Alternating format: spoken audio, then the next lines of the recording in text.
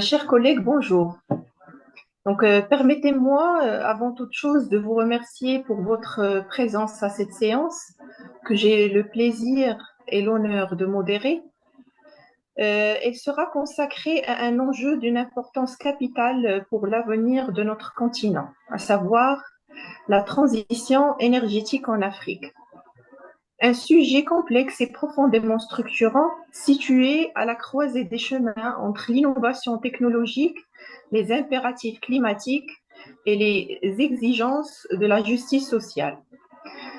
En effet, il faut dire que la transition énergétique ne se limite pas à changer nos sources d'énergie. Elle soulève des questions vitales de souveraineté, de financement et de coopération régionale. Mais au-delà de cela, elle nous invite surtout à réfléchir à la justice sociale. Comment faire en sorte que cette transformation majeure soit véritablement inclusive? Comment veiller à ce que personne ne soit laissé de côté dans cette grande mutation, surtout la population la plus fragile?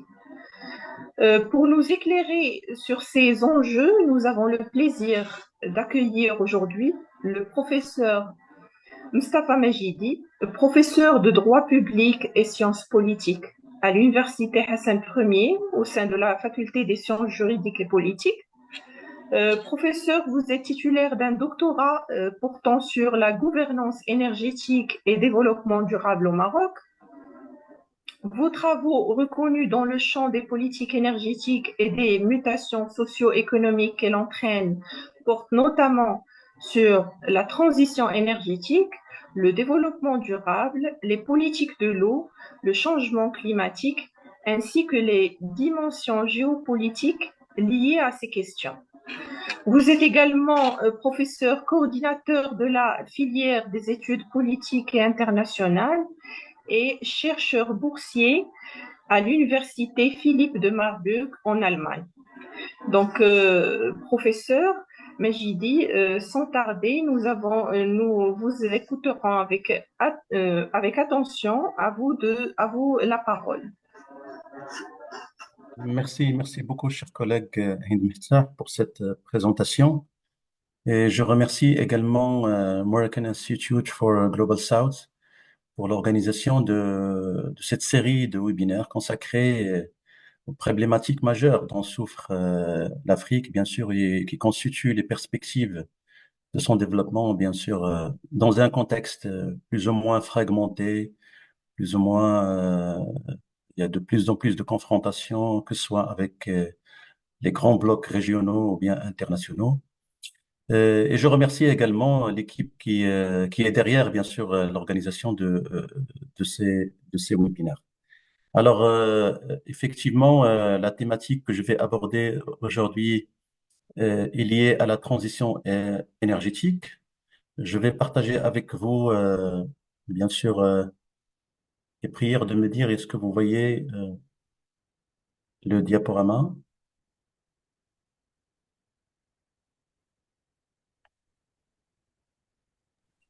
Oui, parfait, professeur. D'accord. Alors, la problématique que je vais aborder, c'est la transition énergétique en Afrique, état des lieux et perspectives.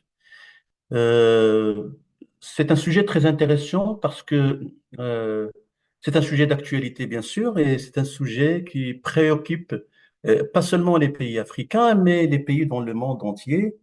Et je suis en Allemagne dans une thématique concernant les dimensions géopolitiques de la transition énergétique parce que les conflits aujourd'hui, que ce soit avec les États-Unis, l'Union européenne ou bien la Chine ou bien les autres grandes puissances, bien sûr le grand bloc, le BRICS, etc., ils sont liés certes euh, aux échanges commerciaux, mais dans le fond, il y a bien sûr une grande bataille, une grande confrontation sur, bien sûr, les nouvelles technologies, y compris qui sont liées, bien sûr, au secteur de la transition énergétique, sans oublier, bien sûr, le rôle principal ou bien primordial des minerais critiques qui sont utilisés, que ce soit dans les nouvelles technologies ou bien dans les nouveaux secteurs liés à la transition énergétique. Alors, en Afrique, ce sujet aujourd'hui, on va voir quel est l'état des lieux. Bien sûr, par rapport à la question de développement, c'est pourquoi on a parlé ou bien on parle de l'équité énergétique. Alors, d'abord, quand on parle de la transition énergétique, on parle d'abord des énergies renouvelables. Et bien sûr, ça signifie aussi la transformation des économies qui sont polluantes vers des économies bas carbone ou bien des économies plus ou moins propres. Aujourd'hui, le nombre de pays ayant des programmes de développement des énergies renouvelables est estimé à plus de 180 pays dans le monde. Et le secteur des énergies renouvelables est l'un des secteurs qui se développe rapidement. Je pourrais dire que même c'est l'un des secteurs qui se développe deuxième au niveau mondial, après bien sûr le secteur de la téléphonie mobile. Cette transition énergétique, il a plusieurs dimensions. Oui, il a une dimension technique liée à la recherche scientifique et bien sûr le développement des solutions plus moins polluantes, mais également il a d'autres dimensions politiques liées à la gouvernance, économique bien sûr liées au prix et bien sûr les investissements nécessaires pour cette transition, environnementale parce qu'il faut qu'il y ait moins d'impact sur l'environnement, et dernièrement sociale. Et cette dimension dernière, c'est celle à laquelle on va s'intéresser dans cette intervention. Cette dimension sociale est souvent reléguée au second plan, c'est-à-dire il n'est pas privilégié dans les débats, dans les débats ou bien dans les décisions à caractère politique.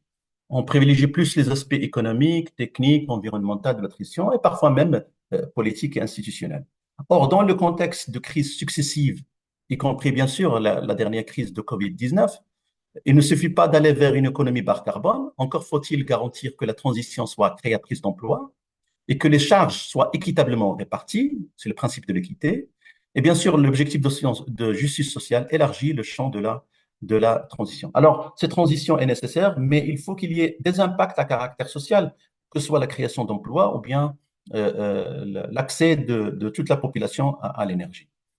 Pourquoi la question de l'équité énergétique ou bien l'accès à l'énergie? C'est une question d'une grande importance euh, et plus précisément cette question de l'accès à l'énergie, parce qu'il est étroitement lié au développement dans les pays du Sud en général et l'Afrique en particulier. L'équité dans le secteur de l'énergie suppose en premier lieu un accès à l'énergie pour tous, au même pied d'égalité. Quand on dit pour tous, c'est-à-dire que ce soit dans le monde urbain ou bien dans le monde rural, que ce soit pour les femmes ou bien pour les hommes, que ce soit dans le monde, bien sûr, le sud global ou bien dans les pays du Nord. Les faibles taux d'électrification actuels dans de nombreux pays ont été identifiés comme l'obstacle le plus pressant à la croissance économique, plus important que l'accès au financement, à la bureaucratie et la corruption. C'est-à-dire qu'aujourd'hui, l'inaccessibilité à l'énergie, c'est un frein au développement. C'est pourquoi l'accès à l'énergie est là une grande importance dans ce contexte-là. Alors, c'est dans cette perspective que notre intervention est une analyse de la transition énergétique dans les pays du Sud et de l'Afrique en particulier à travers le prisme de l'équité énergétique. Notre intervention est divisée en deux grands blocs. Le premier, c'est l'état des lieux, bien sûr, concernant l'accès à l'énergie en Afrique. Et le deuxième bloc, ce sont les défis à relever pour un accès universel à l'énergie. Dans la première partie, on donnera un aperçu, bien sûr, de l'accès à l'énergie en Afrique, en montrant aussi la contribution des énergies renouvelables dans ce sens-là, pour voir dans une deuxième partie quels sont les défis. Euh, Ils sont plusieurs, mais entre autres, on va aborder la question du financement, la nécessité d'une approche territoriale et décentralisée, et la question de la gouvernance énergétique. Alors, concernant l'état des lieux, aujourd'hui, le nombre de personnes qui n'ont pas accès à l'électricité s'élève à 685 millions, dont la quasi-totalité se situe dans les pays du Sud, selon le dernier rapport de suivi Tracking SD7, qui évalue la réalisation du septième objectif de développement durable, l'ODD des Nations Unies. Alors, ce chiffre, certes, c'est pas un chiffre qui est énorme par rapport, bien sûr, à la population mondiale. Mais le plus inquiétant, c'est que ce chiffre-là, il est, euh, il est concentré hein, en Afrique subsaharienne, selon l'Agence internationale de l'énergie. Aujourd'hui, presque la moitié de la population qui a un accès à l'énergie, et plus que la moitié, on est toujours privé, selon les rapports de l'Agence internationale de l'énergie. L'inaccessibilité à l'énergie électrique domine le monde rural plus que l'urbain. Oui, il y a plus de monde rural qui n'ont pas d'énergie puisque les gens qui vivent dans les villes. Et les pays de l'Afrique du Nord, si on voit le paysage, bien sûr, en Afrique, les pays d'Afrique du Nord, je parle du Maroc, de la Tunisie, l'Algérie, et d'une manière comparable, ceux de l'Afrique australe, c'est-à-dire l'Afrique du Sud, la Namibie, ont atteint presque 100% d'accès à l'électricité. Mais la quasi-totalité des autres pays de l'Afrique centrale, je parle du Tchad, je parle du Niger, je parle de Burkina Faso, du Cameroun, peinent à atteindre la généralisation de l'accès à l'énergie électrique. Cette partie du continent abrite aujourd'hui la majorité de la population mondiale privée d'accès à l'énergie, représentant désormais à peu près 83% du déficit mondial contre 50% en 2010. Ceci, bien sûr, euh, et pour plus de statistiques, les trois premiers pays, ce sont le Nigeria avec 86 millions, la République démocratique du Congo, la RDC, 78, et l'Éthiopie avec 55 millions. C'est presque le tiers de tout le déficit mondial. D'autres pays sont dépourvus d'électricité, comme le Tchad, la République centrale RCA, qui affichent respectivement un taux de 11 et 16%. Ce sont des taux qui sont très, très faibles, bien sûr, d'électrification euh, au niveau mondial. Alors, la part des énergies renouvelables, aujourd'hui, plus d'une cinquantaine de pays africains disposent de politiques énergétiques qui visent bien sûr l'amélioration et la généralisation de l'électricité grâce bien sûr au déploiement des énergies renouvelables. Mais la part des énergies renouvelables dans la capacité installée en Afrique, selon la statistique de 2024, de 23, pardon, est de à peu près 25% contre 19 en 2014. Ce qui traduit une lente progression vers des sources énergétiques propres et durables par rapport rythme accéléré dans les autres régions du monde. Quand je dis les autres régions du monde, c'est-à-dire l'Amérique latine ou bien l'Asie, qui sont, si j'ose dire, bien sûr, des pays comparables, bien sûr, aux pays de l'Afrique. En 2023, la production énergétique renouvelable en Afrique est estimée à peu près 62 gigawatts, ce qui ne constitue que 1,6 de la capacité totale installée dans le monde. Et bien sûr, c'est un chiffre qui est très, très faible. Ce graphique nous montre, bien sûr, euh, comme vous voyez à gauche, c'est la capacité en Afrique. Et bien sûr, à droite, c'est la capacité dans le monde. Et bien sûr, on voit que la capacité installée en Afrique est très, très faible, bien sûr, par rapport aux efforts déployés dans les autres régions du monde.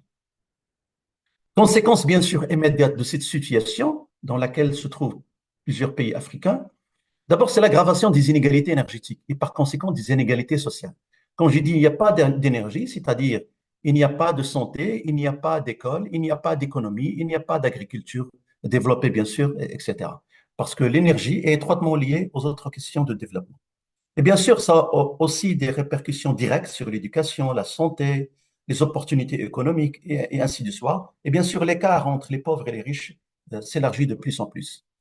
Cette situation est une barrière majeure pour le développement des petites entreprises, bien sûr, qui souffrent des coûts énergétiques élevés et de l'indispensabilité, bien sûr, d'une source énergétique. Euh, on passe directement à la deuxième partie, ça veut dire quels sont les défis à relever, bien sûr, pour résoudre cette question de l'accès à l'énergie. Généralement, la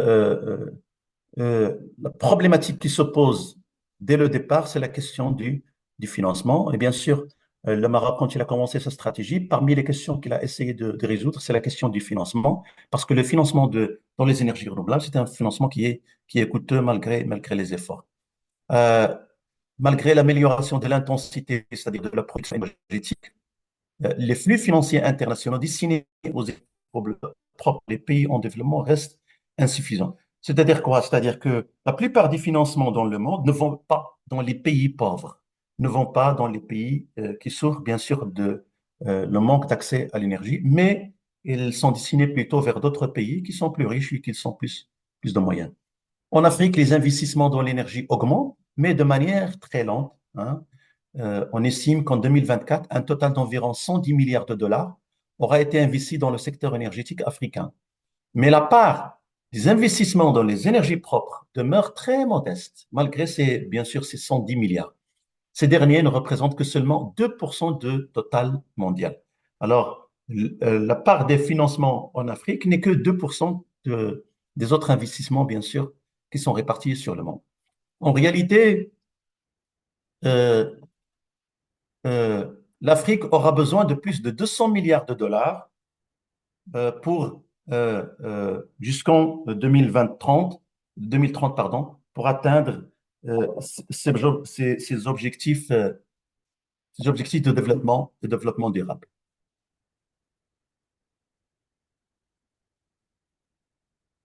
Excusez-moi, je vais reprendre.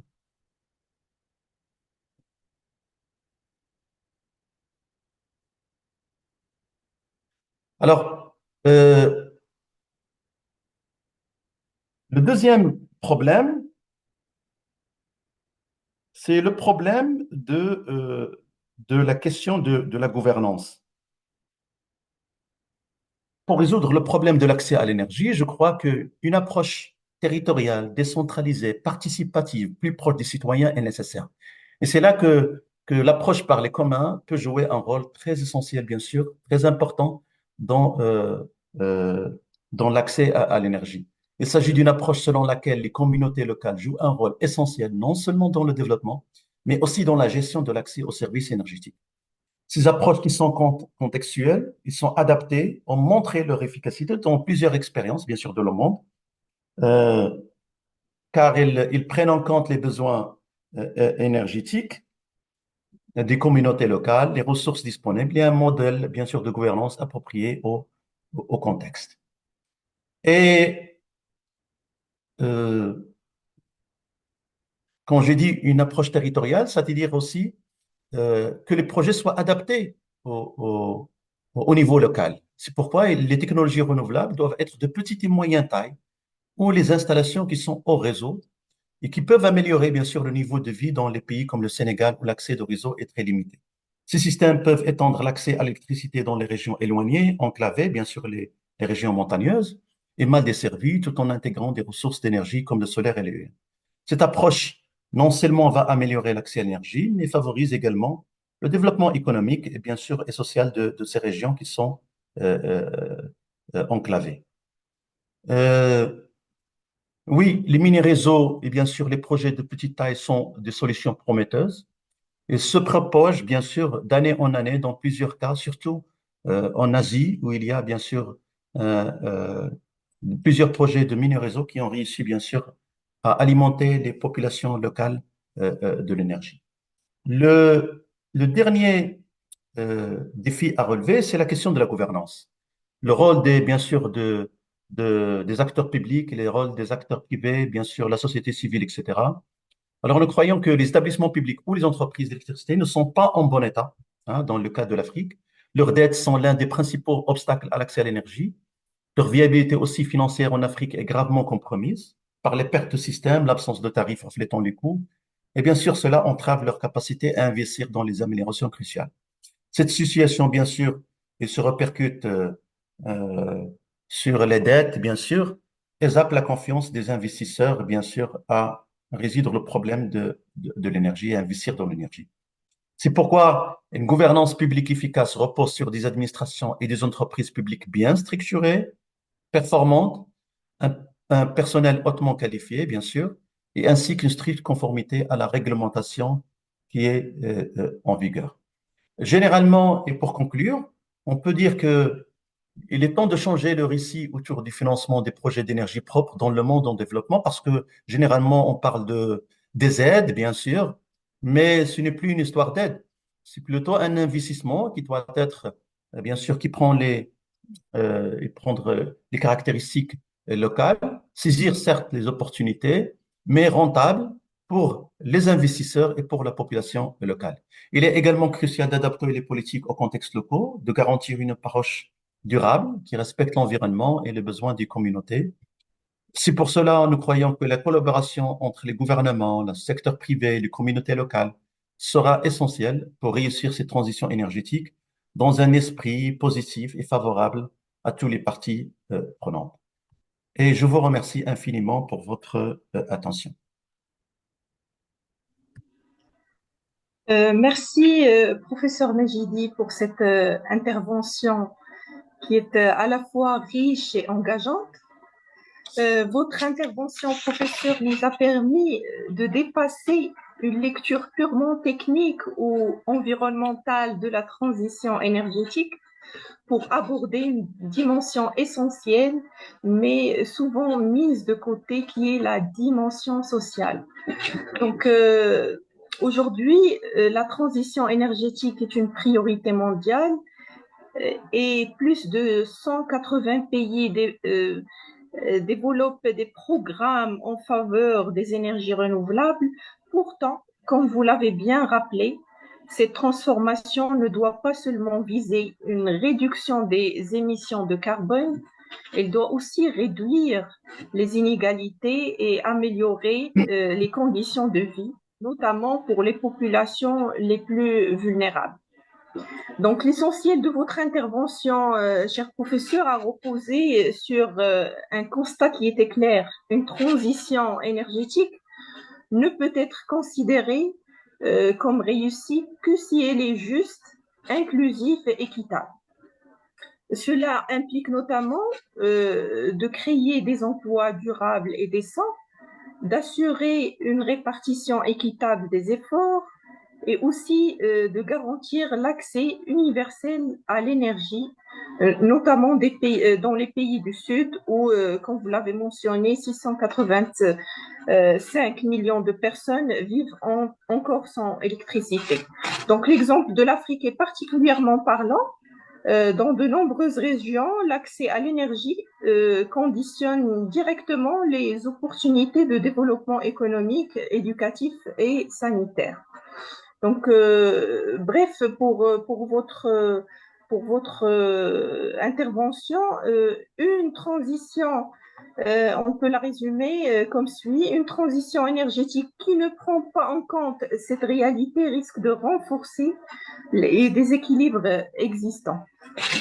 Donc, je vous remercie encore une fois, professeur, pour votre contribution.